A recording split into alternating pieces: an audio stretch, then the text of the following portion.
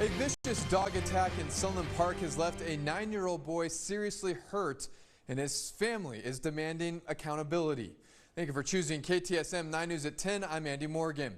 Now, the boy's family is telling KTSM that 2 pit bulls that attacked him were loose in the front of the owner's home when he was walking to soccer practice at school last Friday. Now, the boy, he is now finally home after being hospitalized, but the family says the dogs should be euthanized. KTSM 9 News reporter Jesus Baltazar joins us live. And Jesus, where exactly are they wanting to see with the dogs, and where are the dogs right now? And so the sister tells me the dogs were put under a 10-day quarantine at the owner's home. Meanwhile, she says her little brother is struggling with a traumatic experience. We do want to warn you, the images you're about to see are very disturbing. He doesn't seem like the same little boy.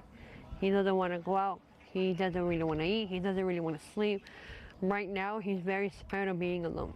This was 9-year-old Martin just a few days ago at the hospital, requiring surgery to treat 2 severe injuries. A long laceration stretching from his forehead to the top of his head, and another one near his right eye. I want the dog to be tested because he has to have shots in the injury, and I don't want him to have shots in the injury and we're able to prevent it. But she says doctors told them they cannot proceed with giving Martin his shots until the dogs are tested for rabies, which can only be done if they're euthanized.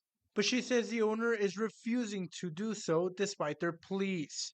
I know it's not the dog's fault. I know it's the owner's fault. It's not the dog's. It doesn't matter if it's a pit bull or chihuahua. It doesn't matter. But if it attacks, it will attack again.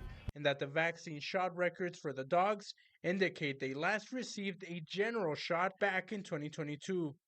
That's the only shot the dogs have. They don't have a parvo, they don't have a rabies, they don't have nothing this year or years prior. Now, New Mexico state law does allow for any animal that bites to be confined to a 10-day quarantine period. Then, if it shows signs of rabies during that span, it must be put down for that testing. Sanders, however, alleged that days after the incident, they've been able to spot the alleged dog loose in the owner's front porch, seemingly not properly confined. That's very irritating. How can the dog still be loose after they just attacked a person, a kid? Like, how dramatic is that when my little baby brother is seeing a dog that just attacked him roaming like nothing? Driving by that spoke to us tells us that those dogs aren't the only loose ones in the neighborhood, saying that it's a prevalent issue around the area. We reached out to the city of Sunland Park requesting for comment on the incident, but we have yet to receive a response. You can read more on this story by visiting KTSM.com.